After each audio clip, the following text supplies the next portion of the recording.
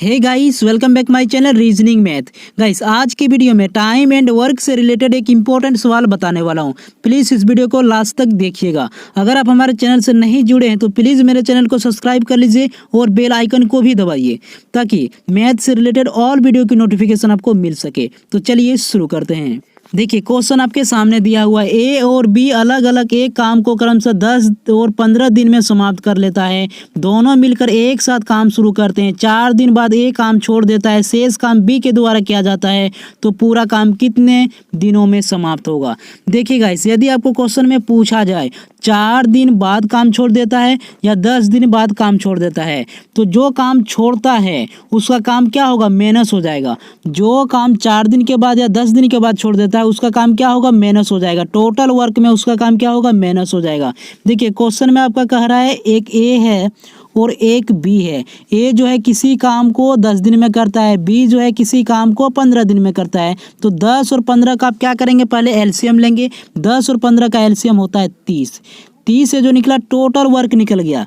देखिए, 30 में यदि हम 10 से भाग देंगे तो कितना बार में? 3 बार में। 15 से भाग देंगे तो 2 बार में। ए जो है एक दिन में 3 काम करता है, बी जो है एक दिन में 2 काम करता है। और क्वेश्चन में कह रहा है कि 4 दिन बाद ए काम छोड़ देता है और ए जो है एक दिन में 3 काम करता है। तो 3 गुना 4 कितना हो गया? 12 हो गया। तो 30 में अब क्या करेंगे? 30 में अब 12 माइनस कर देंगे। 30 काम में 12 काम माइनस करेंगे तो आपका कितना बचेगा? 18 बचेगा। 18। अब क्वेश्चन में कह रहा है बी शेष काम बी के द्वारा किया जाता है और बी जो एक दिन में 2 काम कर रहा है। तो 18/2 तो 9 दूना 18। तो 9 दिन आपका राइट आंसर है। देखिए, क्वेश्चन आपके सामने दिया हुआ है। इस संख्या का मुझे रेंज निकालना है। देखिए, रेंज निकालने के लिए एक आसान ट्रिक बताऊंगा। मात्र 2 सेकंड में बना पाएंगे, इससे ज़्यादा टाइम नहीं लगेगा। देखिए, जो संख्या आपका दिया रहेगा वो संख्या में आपको क्या करना है? सबसे बड़ी संख्या कौन सी है? सबसे बड़ी संख्या में सबसे छोटी संख्या घटा देना, आपका रेंज निकल जाएगा। देखिए, सबसे बड़ी संख्या 21 है और सबसे छोटी संख्या क्या है? 12 है। तो 21 में 12 घटाएंगे तो आपका कितना बचेगा? 9 बचेगा। तो इसका रेंज क्या हो गया? इसका रेंज हो गया 9। देखिए, यहाँ बी ऑप्शन में है, बी ऑप्शन आपका राइट है। तो चलिए एक और इम्पोर्टेंट क्वेश्चन लेते हैं। देखिए, क्वेश्चन आपके सामने दिया हुआ है। इस संख्या का मुझे रेंज ज्ञात करना है। देखिए, जो संख्या दिया रहेगा वो संख्या में आपको क्या करना है? सबसे पहले पता करना है कि सबसे बड़ी संख्या कौन है और सबसे छोटी संख्या कौन है। तो बड़ी संख्या में छोटी संख्या घटा दीजिए, आपका रेंज निकल जाएगा। देखिए, सबसे बड़ी संख्या 9 है और सबसे छोटी संख्या क्या है? सबसे छोटी संख्या 3 है। तो 9 में यदि हम 3 माइनस करें तो कितना बचेगा? 6 बचेगा। तो इसका रेंज क्या हो गया? इसका रेंज हो गया 6। देखिए, यहाँ डी ऑप्शन में दिया हुआ है, डी ऑप्शन आपका राइट आंसर है। देखिए, क्वेश्चन आपके सामने दिया हुआ है, इस संख्या का माध्य ज्ञात करें। देखिए, माध्य ज्ञात करने के लिए एक आसान ट्रिक बताऊंगा। मात्र 2 सेकंड में बना पाएंगे, इससे ज्यादा टाइम नहीं लगेगा। देखिए, जो संख्या आपका दिया रहेगा सभी संख्या को जोड़ लीजिए। सभी संख्या को जोड़ेंगे तो कितना होगा? 54 होगा। उसके बाद संख्या को काउंट कीजिए, कितना संख्या है? देखिए, 3 3 6 3 9 है। तो 9 से भाग दीजिए। देखिए, 9 छक 54 6। तो इनका माध्य क्या हो गया? इनका माध्य हो गया 6। देखिए, 6 यहाँ डी ऑप्शन में है, डी ऑप्शन आपका राइट है। देखिए, एक और इम्पोर्टेंट सवाल, इस संख्या का माध्य ज्ञात करना है। देखिए, सभी संख्या को पहले जोड़ लीजिए। सभी संख्या को जोड़ेंगे तो कितना होगा? सभी संख्या को जोड़ेंगे तो आपका होगा 63। उसके बाद देखिए, संख्या को काउंट कीजिए, कितना संख्या है? देखिए, 3 3 6 3 9 10 संख्या है ना। तो 10 संख्या है तो 10 से आप भाग दीजिए। देखिए, 63 में यदि 10 से भाग देंगे तो कितना आएगा आपका? 6.3। तो इसका माध्य क्या हो गया? इसका माध्य हो गया 6.3। देखिए, 6.3 यहाँ डी ऑप्शन में है, डी ऑप्शन आपका राइट आंसर है। देखिए, सवाल आपके सामने दिया हुआ है, यदि आज रविवार है तो आज के बाद 59वां दिन कौन सा दिन होगा? देखिए, आपको कुछ नहीं करना है। 59 में आपको क्या करना है? 7 से भाग देना है। जो आपका शेष बचेगा और जो आपका दिन दिया रहेगा उसमें जोड़ दीजिए, आपका आंसर आ जाएगा। देखिए, कितना बार में खाएगा? 8 बार में। 7 8 कितना होता है? 56 होता है। शेष आपका क्या बचेगा? शेष आपका 3 दिन बच गया। ये 3 जो शेष बचा है रविवार में जोड़ दीजिए। रविवार में एक दिन जोड़ेंगे तो सोमवार, दूसरा दिन जोड़ेंगे तो मंगलवार और तीसरा दिन जोड़ेंगे तो बुधवार। तो बुधवार आपका राइट आंसर हो गया। देखिए, बी ऑप्शन में आपका बुधवार दिया हुआ है, बुधवार आपका राइट आंसर है। निम्न में किस वर्ष में फरवरी के महीने 29 दिन के नहीं थे? देखिए, इसमें आपको पता करना है कि कौन सी वर्ष में फरवरी के महीने 29 दिन के नहीं थे। देखिए, जिस वर्ष में फरवरी का महीना 29 दिन का होता है वो लीप वर्ष कहलाता है। और लीप वर्ष पता करने के लिए हम क्या करते हैं? 4 से भाग देते हैं। जिस वर्ष में 4 से भाग देने पर पूरा तरह से भाग लग जाता है वो लीप वर्ष कहलाता है। देखिए, ए ऑप्शन में दिया हुआ 2000, तो 2000 जो है 4 से पूरी तरह विभाजित है। देखिए, बी ऑप्शन में दिया हुआ 2004, तो 2004 भी 4 से पूरी तरह विभाजित है। और और सी ऑप्शन में दिया हुआ 1996, तो 1996 भी 4 से पूरी तरह विभाजित है। देखिए डी ऑप्शन में दिया हुआ 1966, 1966 जो है 4 से पूरी तरह विभाजित नहीं है, यानी कि डी ऑप्शन आपका राइट है। 1966 में फरवरी के महीना 29 दिन का नहीं थे, 28 दिन का था, इसीलिए डी ऑप्शन आपका राइट आंसर है। देखिए क्वेश्चन आपके सामने दिया हुआ है, एक अधिवर्ष में विषम दिनों की संख्या कितनी होती है। देखिए सबसे पहले आपको यहाँ पे समझना है कि अधिवर्ष मीन्स क्या होता है। देखिए अधिवर्ष मीन्स क्या होता है, लीप ईयर होता है। अधिवर्ष मीन्स क्या होता है, लीप ईयर होता है। और लीप ईयर में कितने दिन होता है, 366 दिन होता है। और साधारण वर्ष में कितना होता है, 365 दिन होता है। तो यहाँ पे पूछा है अधिवर्ष में विषम दिनों की संख्या कितना होता है, और अधिवर्ष में कितने दिन होता है, टोटल 366 दिन होता है। 366 में 7 से भाग देने पर जो आपका शेष बचता है वही आपका विषम दिन कहलाता है। तो 366 में आप 7 से भाग दीजिए, कितना बार में, 5 बार में, 7 बचे कितना हो गया, 35 हो गया। यहाँ 1 और यहाँ 6 कितना बार में खाएगा, 2 बार में, 7 दूना 14, शेष आपका क्या बचेगा, शेष आपका 2 बच गया ना, यही आपका विषम दिन हो गया। अधिवर्ष में विषम दिनों की संख्या कितनी है, 2 है। देखिए यहाँ बी ऑप्शन में दिया हुआ, बी ऑप्शन आपका राइट आंसर है। हेलो फ्रेंड्स, स्वागत है आप सभी का रीजनिंग मैथ चैनल पर।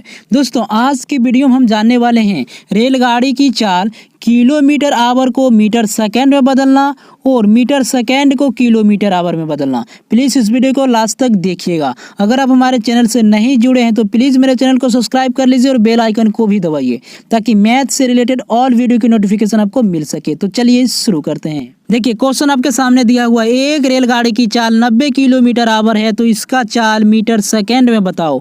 देखिए किलोमीटर आवर को मीटर सेकंड में बदलने के लिए हम क्या करते हैं, 5/18 से गुना करते हैं, यानी 90 गुना 5/18। इसको सॉल्व कीजिए, आपका आंसर आ जाएगा। देखिए 18 का 18 और 18 पंचे कितना होता है, 90।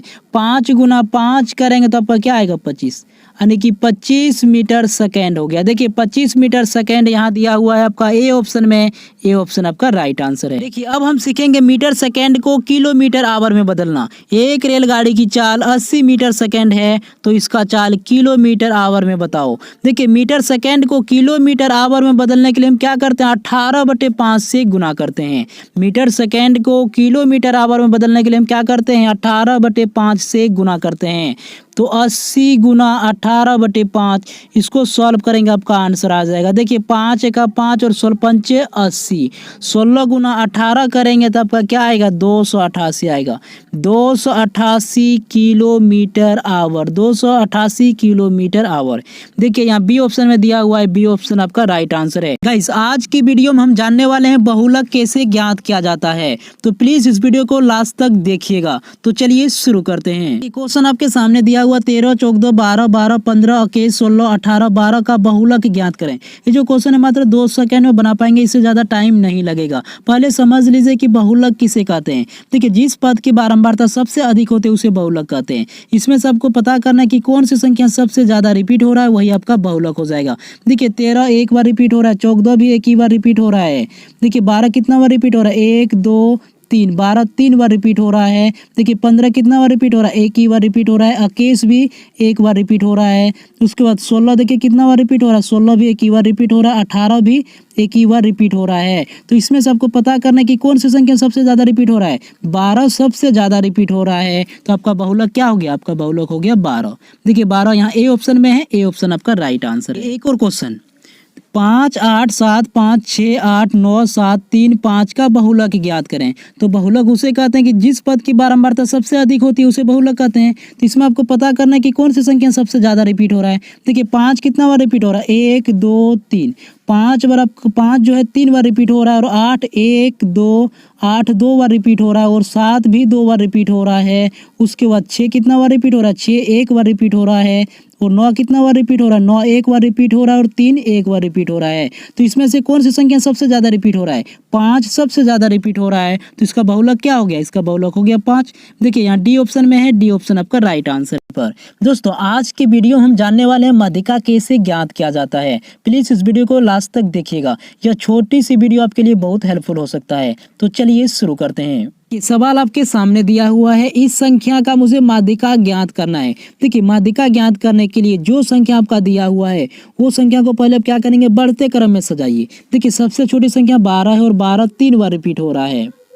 12 3 बार रिपीट हो रहा है। उसके बाद 13 है, 13 के बाद 14 है, 14 के बाद 15 और 15 के बाद क्या है 16 है, और 16 के बाद 18 है, और 18 के बाद 21 है। देखिए बढ़ते क्रम में सजाने के बाद इसके लिए एक सूत्र होता है n+1 और बटे 2। देखिए n की वैल्यू आपको क्या देना है, कितनी संख्या पहले काउंट कर लीजिए। देखिए 3 3 6 3 9 संख्या है, तो n के जगह पे आपको 9 लिखना है। 9+1 बटे 2। देखिए 9 और 1 कितना हो गया आपका, 9 और 1 10 हो गया। 10 बटे 2 तो कितना बार में खाएगा, 5 बार में, 5 आ गया। अब देखिए 5 नंबर में देखिए कौन सी संख्या है, 1 2 3 4 5। देखिए 5 नंबर में 14 है, इसका माध्यिका क्या हो गया, इसका माध्यिका हो गया 14। देखिए 14 यहाँ ए ऑप्शन में दिया हुआ है, ए ऑप्शन आपका राइट आंसर है। देखिए एक और इम्पोर्टेंट सवाल, इस संख्या का माध्यिका ज्ञात करना है। देखिए जो संख्या आपका दिया रहेगा पहले क्या करेंगे, बढ़ते क्रम में सजा लीजिए। देखिए सबसे छोटी संख्या है 6, उसके बाद है 7। 7 कितना बार रिपीट हो रहा है, 7 आपका हो रहा है 3 बार रिपीट। 7 आपका कितना बार रिपीट हो रहा है, 7 हो रहा है 3 बार रिपीट। उसके बाद है 9, उसके बाद 9 के बाद है 11, 11 2 बार रिपीट हो रहा है। उसके बाद है 11 के बाद है 18, और 18 के बाद है 23। देखिए बढ़ते क्रम में सजाने के बाद इसके लिए एक सूत्र होता है n+1 बटे 2। देखिए n की वैल्यू आपको क्या रखना है, संख्या काउंट करना है, कितना संख्या, देखिए 3 3 6 3 9 संख्या है, तो 9+1 और बटे 2। 9 और 1 कितना हो गया, 10 हो गया। 10 बटे 2 कितना बार में खाएगा, 5 बार में, 5 आया। अब देखिए 5 नंबर में कौन सी संख्या है, देखिए 1 2 3 4 5। देखिए 5 नंबर में 9 है ना, इसका माध्यिका क्या हो गया, इसका माध्यिका हो गया 9। देखिए डी ऑप्शन में है 9 है, तो डी ऑप्शन आपका राइट आंसर है। क्वेश्चन आपके सामने दिया हुआ है, अनुपात 3/12 को प्रतिशत रूप में बताएं। यदि आपको इस टाइप के क्वेश्चंस पूछा जाए, अनुपात को प्रतिशत में बदलना है, तो आपको कुछ नहीं करना है, 3/12 गुना 100, इसको सॉल्व करेंगे आपका आंसर आ जाएगा। देखिए 4 तिया 12 होता है, और 25 चौका 100 होता है। देखिए 3 और 3 कैंसिल हो गया, सिर्फ यहाँ 25 बचा है, इसका राइट आंसर क्या हो गया, 25%। अनुपात 3/12 का प्रतिशत रूप में यदि हम बदलें तो कितना आएगा आंसर, 25%। देखिए 25% सी ऑप्शन में दिया हुआ है, सी ऑप्शन आपका राइट आंसर है। एक और इम्पोर्टेंट क्वेश्चन, एक छात्र ने 6 विषयों में 470 अंक प्राप्त किए। यदि प्रत्येक विषय में 100 अंक है तो उसके अंकों का प्रतिशत ज्ञात कीजिए। देखिए क्वेश्चन में कह रहा है एक छात्र ने 6 विषयों में 470 अंक प्राप्त किए और प्रत्येक विषय 100 अंक का है, तो टोटल कितना विषय है, 6 विषय है, तो 6 गुना 100, 6 गुना 100 आपका हो गया 600। तो टोटल अंक कितना है, टोटल अंक है 600, और 600 अंक में 470 अंक प्राप्त किया है, 470 अंक प्राप्त किया है 600 में। 470 बटे 600 और गुना 100, इसको सॉल्व कीजिए आपका आंसर आ जाएगा। देखिए 0000 कैंसिल हो गया। 470 में यदि हम 6 से भाग दें तो आपका कितना आएगा, 78.33 आएगा। 78.33% आपका राइट आंसर है। देखिए बी ऑप्शन में 78.33% है, बी ऑप्शन आपका राइट आंसर है। क्वेश्चन आपके सामने है, आरआरबी ग्रुप डी 2018 में पूछा हुआ क्वेश्चन है। ये जो क्वेश्चन है मात्र 2 सेकंड में बना पाएंगे, इससे ज्यादा टाइम नहीं लगेगा। देखिए क्वेश्चन में क्या कह रहा है, निम्नलिखित में से कौन सी संख्या 6 से विभाज्य है। इसमें से आपको पता करना है कि कौन सी संख्या 6 से विभाज्य है। देखिए एक आसान ट्रिक बता रहा हूँ, जिस संख्या का योग 3 से विभाज्य है, जिस संख्या का योग 3 से विभाज्य है, वह संख्या 6 से विभाजित होगी।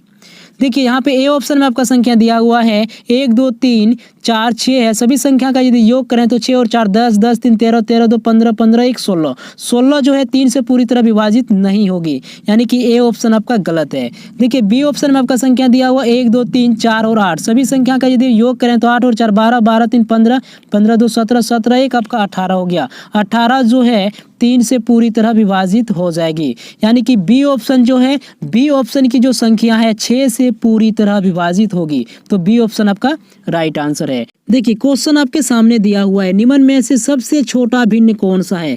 इसमें से आपको पता करना है कि सबसे छोटा भिन्न कौन सा है। एक आसान ट्रिक बताऊंगा जो कि मात्र 2 सेकंड में इस क्वेश्चन को आप सॉल्व कर सकते हैं, इससे ज्यादा टाइम नहीं लगेगा। देखिए दी गई भिन्नों में अंश एवं हर का अंतर, दी गई भिन्नों में अंश एवं हर का अंतर समान हो, दी गई भिन्नों में अंश एवं हर का अंतर समान हो तो सबसे छोटी संख्याओं से बनी भिन्न का मान सबसे छोटी होती है। तो सबसे छोटी संख्याओं से बनी भिन्न का मान सबसे छोटी होती है। तो इसमें से आप पता करेंगे सबसे छोटी भिन्न कौन सा है, 15/16 है।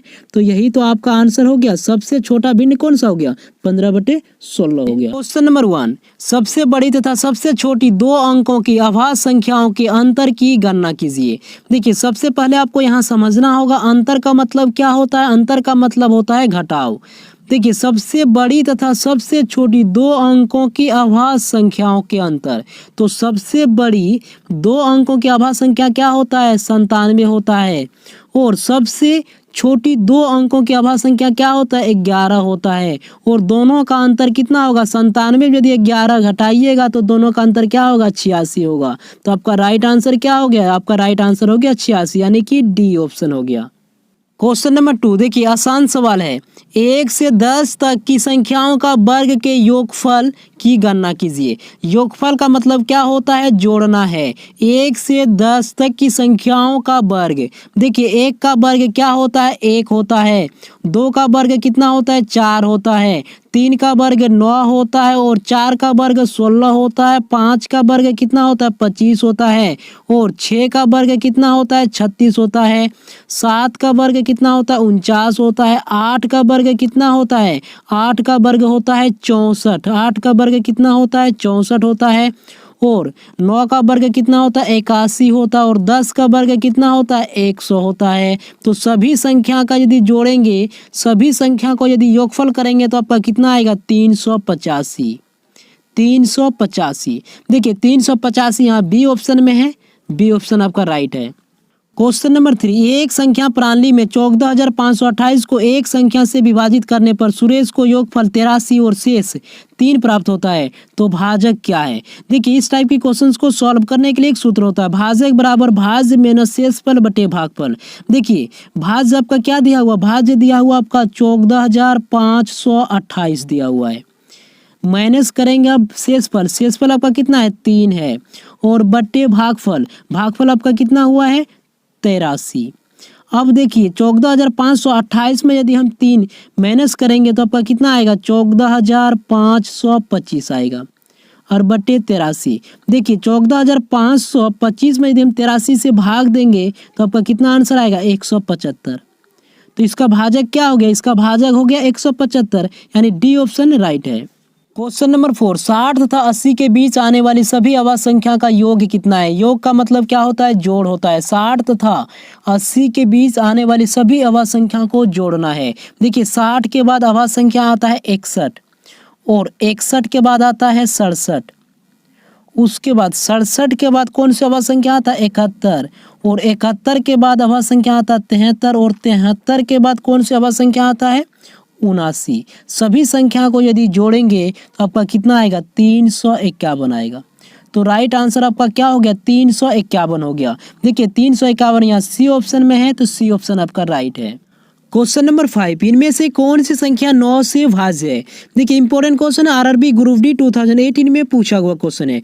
देखिए एक आसान ट्रिक बता रहा हूँ, जिस संख्या का योग 9 से भाज्य है वह संख्या क्या होगा, 9 से पुनः विभाजित होगी। जिस संख्या का योग 9 से भाज्य है वह संख्या पुनः 9 से विभाजित होगी। देखिए ए ऑप्शन में आपका संख्या दिया हुआ 29039। सभी संख्या का यदि योग करें तो 3 और 9 आपका कितना हो गया, 12 हो गया। 12 और 9 आपका कितना हो गया, 21 हो गया। 21 और 2 आपका कितना हो गया, 23 हो गया।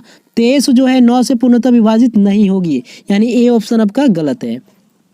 बी ऑप्शन में आपका संख्या दिया हुआ है 1 है, 9 है, 2 है, 3 और 9 है। तो 9 और 3 12 हो गया। 12 और 2 आपका 14, 14 और 9 आपका 23, 23 और 1 आपका 24 हो गया। तो 24 जो है 9 से पूर्णतः विभाजित नहीं होगी, यानी कि बी ऑप्शन गलत है। अब देखिए सी ऑप्शन में आपका दिया हुआ है 9 और 3 12, 12 और 1 13 हो गया। 13 और 7 20, 20 और 1 21 हो गया। तो 21 जो है 9 से पूर्णतः विभाजित नहीं होगी, यानी कि सी ऑप्शन आपका गलत है। अब देखिए डी ऑप्शन में आपका दिया हुआ है 9 और 3 12, 12 और 2 14, 14 और 1 15, 15 और 3 आपका कितना हो गया, 18। देखिए 18 में यदि हम 9 से भाग करेंगे तो 9 दूना 18, यानी कि डी ऑप्शन आपका क्या है, राइट आंसर है। डी ऑप्शन की जो संख्या है 9 से पूर्णतः विभाजित हो जाएगी। देखिए क्वेश्चन आपके सामने दिया हुआ है, इनमें से कौन सा लीप ईयर है। इसमें से आपको पता करना है कि कौन सा लीप ईयर है। देखिए लीप ईयर पता करने के लिए हम क्या करते हैं, 4 से भाग देते हैं। जिस वर्ष में 4 से भाग देने पर पूरी भाग लग जाता है वो लीप ईयर कहलाता है। देखिए 1982 जो है 4 से पूर्णतः विभाजित होगा, नहीं होगा। 1946 भी 4 से पूर्णतः विभाजित नहीं होगा। 1978 भी 4 से पूर्णतः विभाजित नहीं होगा। इसका बी ऑप्शन राइट है। 1704 जो है 4 से पूर्णतः विभाजित होगा, इसीलिए 1704 एक लीप ईयर है। देखिए 4 से विभाजित होने का कुछ नियम है। जिस संख्या के अंतिम 2 अंक यदि 4 से पूर्णतः विभाजित है तो वह संख्या 4 से पूर्णतः विभाजित होगा। देखिए 82 जो है 4 से पूर्णतः विभाजित नहीं होगा। 46 भी 4 से पूर्णतः विभाजित नहीं होगा। 78 भी 4 से पूर्णतः विभाजित नहीं होगा। 04 जो है 4 से पूर्णतः विभाजित होगा, इसीलिए बी ऑप्शन राइट आंसर है। देखिए क्वेश्चन आपके सामने दिया हुआ है, ए तथा बी अकेले किसी काम को क्रमशः 9 दिन तथा 18 दिन में पूरा कर सकता है। उन्होंने एक साथ मिलकर कार्य करना आरंभ किया, किंतु काम पूरा होने से 3 दिन पहले ए कार्य छोड़कर चला गया। कुल कार्य कितने दिन में समाप्त हुआ। यदि आपको इस टाइप का क्वेश्चन पूछा जाए कि 3 दिन पहले कार्य छोड़कर चला गया या 10 दिन पहले कार्य छोड़कर चला गया, जो कार्य छोड़कर जाता है उसका काम क्या होता है, जोड़ा जाता है। टोटल वर्क में उसका काम क्या होता है, जोड़ा जाता है। देखिए क्वेश्चन में कह रहा है एक ए है और एक बी है। ए जो है किसी काम को 9 दिन में करता है और बी जो है किसी काम को 18 दिन में करता है। तो 9 और 18 को अब क्या करेंगे, पहले एलसीएम लेंगे। 9 और 18 का एलसीएम होता है 18।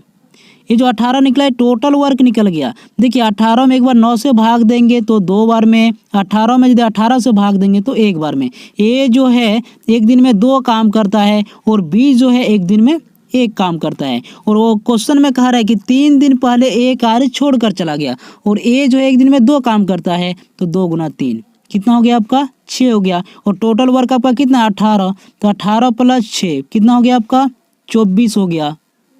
और ए और बी मिलकर एक दिन में कितना काम करता है, 2 और 1 3 काम करता है, तो 24/3, 8 तिया 24, 8 दिन आपका राइट आंसर है। मुझे उम्मीद है कि छोटी सी वीडियो आपको पसंद आया होगा। Thanks for watching guys.